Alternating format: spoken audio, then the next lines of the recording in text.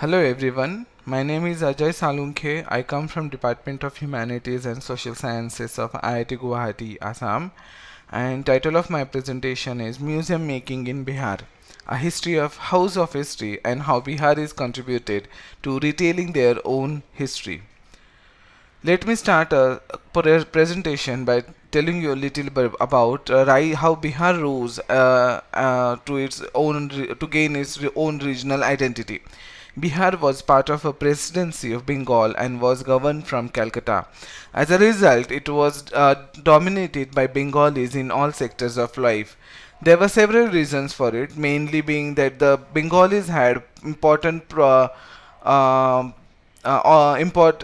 Bengalis had all were leading people in the English education, and as a result, most of the jobs across the Bengal province went to the Bengalis.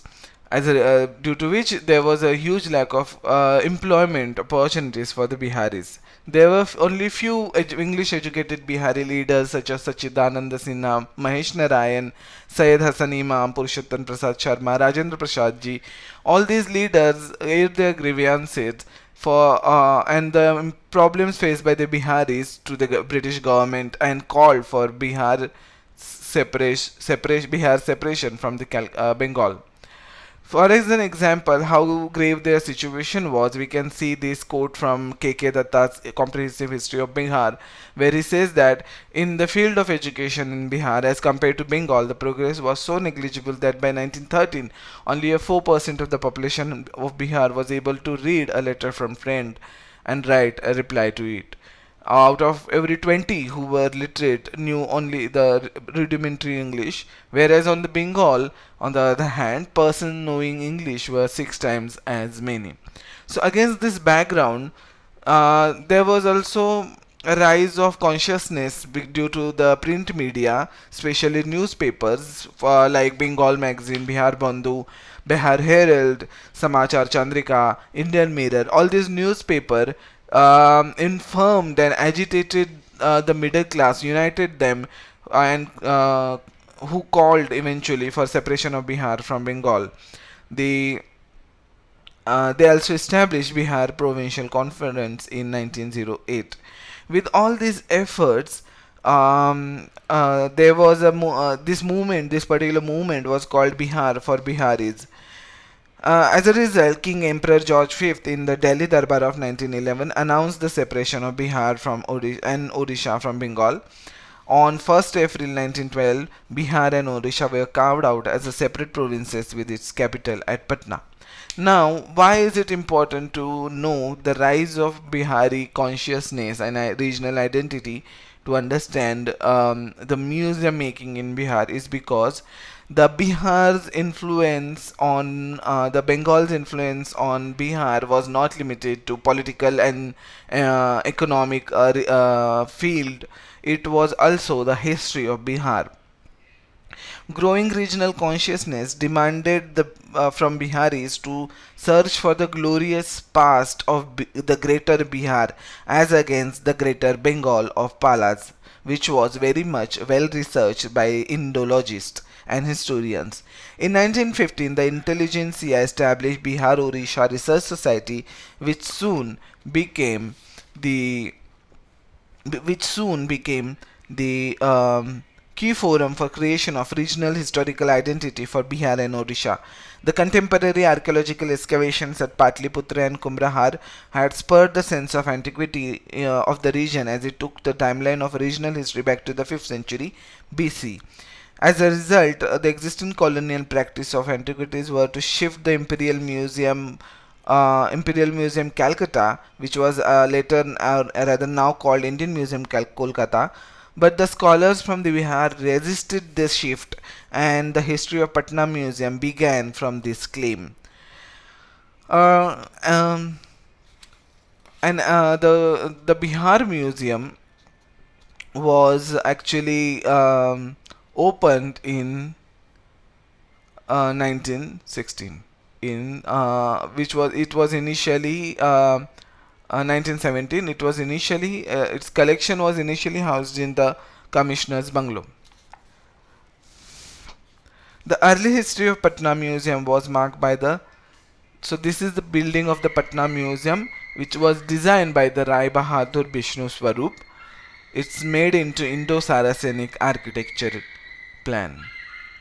The collection of the Patna Museum ranges from the important Buddhist collection. Here we have here we have some relics of the Buddha, the Buddha himself. Then there it has a huge natural history. It has a huge natural history collection. Both animal and flora and fauna are kept and preserved here scientifically. The key artifacts in the Bihar Patna Museum's collection was the Didarganj Yakshi. This is a Mauryan. It is a Mauryan sculpture which is a polished, and it is considered as a Mona Lisa of India. So this collection actually is at the core of our discussion to understand that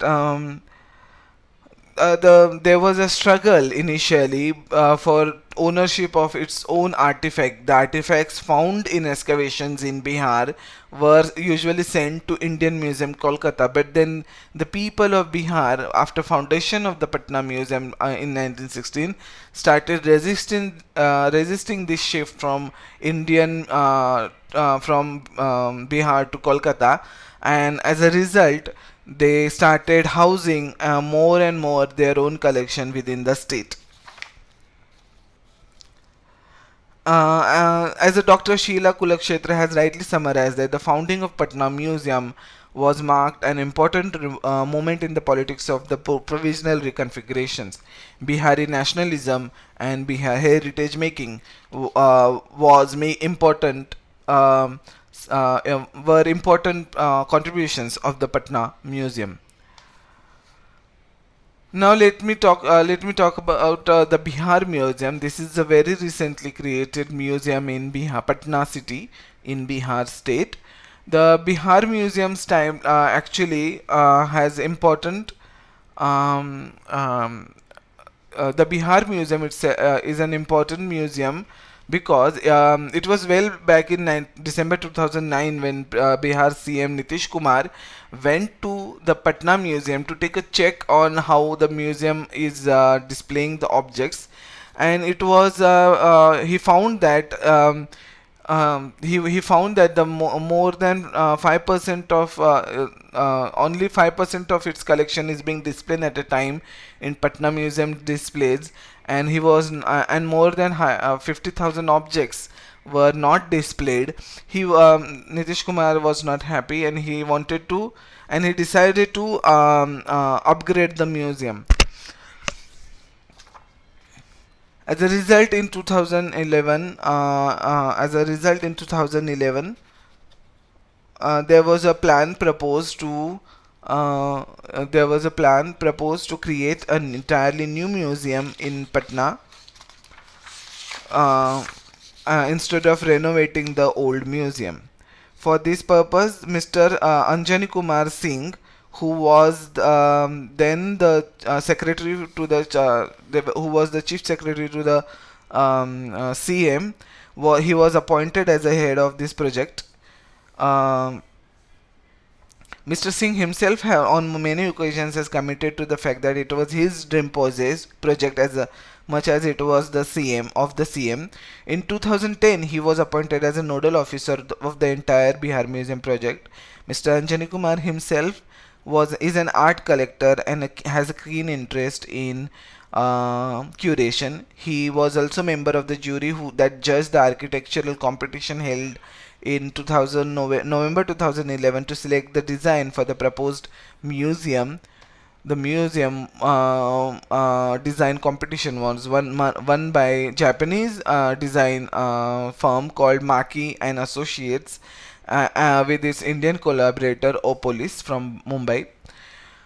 What is interesting about this development is that the main issue main issue of the paper is that the upgradation of the Patna Museum and the creation of the Bihar Museum happened together, but at the cost of one another.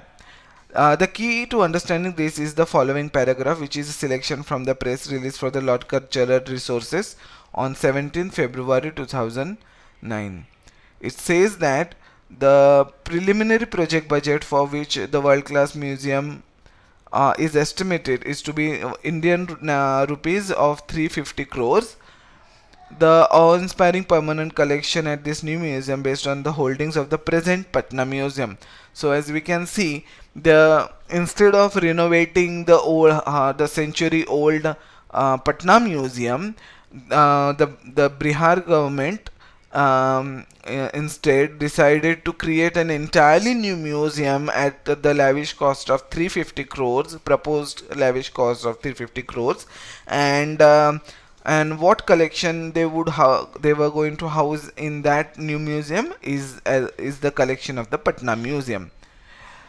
The collection of the Patna Museum, as we can see, the permanent collection of the Patna Museum was being repurposed for the creation of the new Bihar Museum. All the collection from the Patna Museum, it belongs to the um, um, um, from prehistoric era to till the modern era.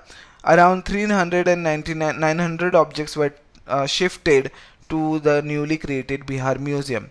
The artifacts also included the Darganj Yakshi. The selection of artifact of only pre-colonial time was done with an aim to give a certain sense of glorified Bihar.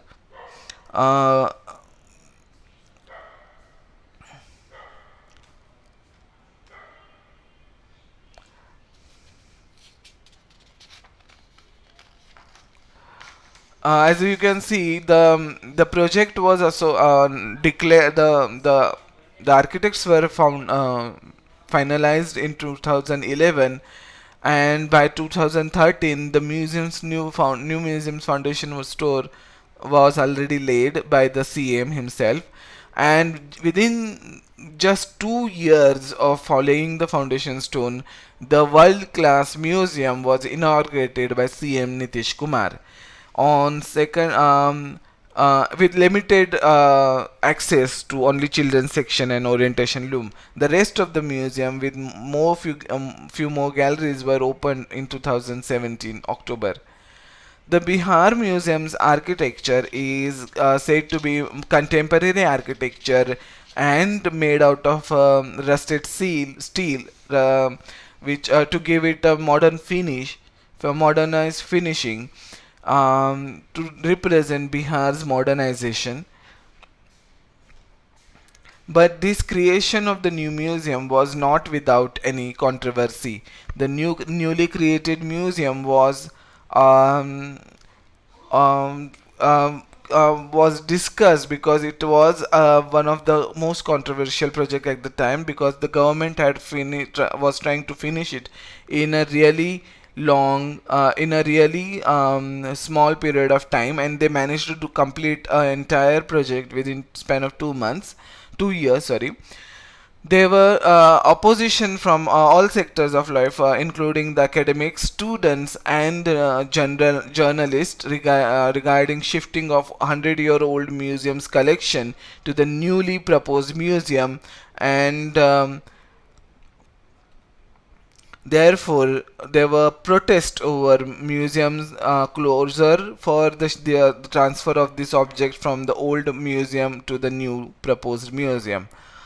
Um, there were PILs filed.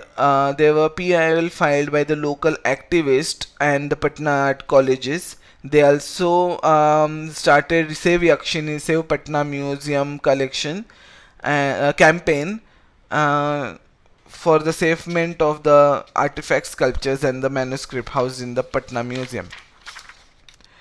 Ashok Kumar, a professor at Patna University, filed a PIL in the Patna High Court in December 2011 seeking to stop the construction of the newly museum. The case was concluded only in 2015, when the new museum was near completion, with the High Court ruling that the new museum was not in the public interest. The court statement read, "We therefore dispose the writ petition holding that the Um,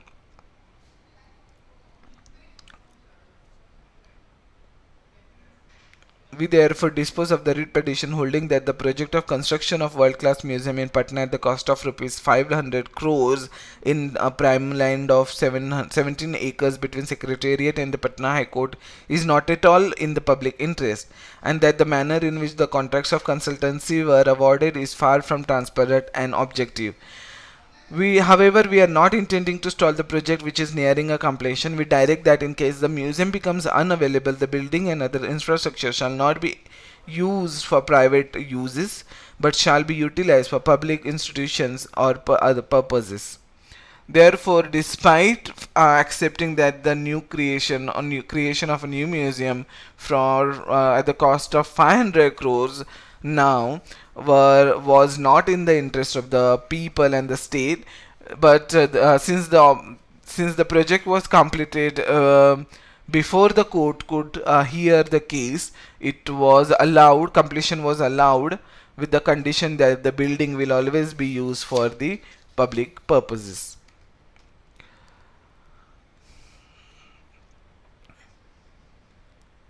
In 2014, Controller and Auditor General CAG report found that the already existing museum in Bihar were lacking in conservation of artifacts and accessibility. It also stated that Patna Museum at least 20 manuscripts from Rahul Sankrityayan collection were torn and no efforts were made to restore these despite availability of the funds. Nitish Kumar Nitish Kumar's government in the court just replied with an affidavit stating that the statements made by the read applications were not true. The another important thing about the newly created Bihar Museum is that the Bihar Museum caters towards creation of new sense of modern Bihari identity. When it is doing that by calling state by highlighting a statement by Prime Minister Rajendra Prasad Sharma's President Rajendra Prasad Sharma's quote where it says, "It is no exaggeration to say that for centuries the history of India was but the history of Bihar at large." Bihar Museum also has a dedicated gallery for Girmitias, the force bounder and bound endangered laborers which were forcibly taken from Bihar to all over the world. These laborers and their rituals and their memories are represented in photographic museum and audio use of music and audio visuals in this gallery to assert that the Bihar has always been at the center of national activity, and it is back to achieve its sense of importance in the national and global uh, story. In conclusion, I want to say that the whole process of creation of the Bihar Museum has made us aware that the internal fissures and tensions and dichotomous pools that are part of the art and museum practices today. The creation of a new museum space raised the question of possession, protection, and care of art objects, where the museum is a custodian of object but it is owned by the government. If the ownership is with the government, then does the neglect towards the collection become an issue of politics? The works of art in the museum got enmeshed in this web of contending claims and practices, where scholars and officials and the people got entangled in the discourse of the right and value. The museum making in India has completely different scope today than when it commenced in the colonial times. The Patna Museum, when founded in 1917, was aimed at asserting and discovering the past of the province and to present it to the people. The aim of the museum now, as it is with many public spaces, is to be relevant. The fact in the scholars, officials, and the people try to voice their opinion, concerns and take part in the process through a public movement, petitions, and appeals says a lot about the way public spaces has changed into public sphere in the 21st century. Thank you.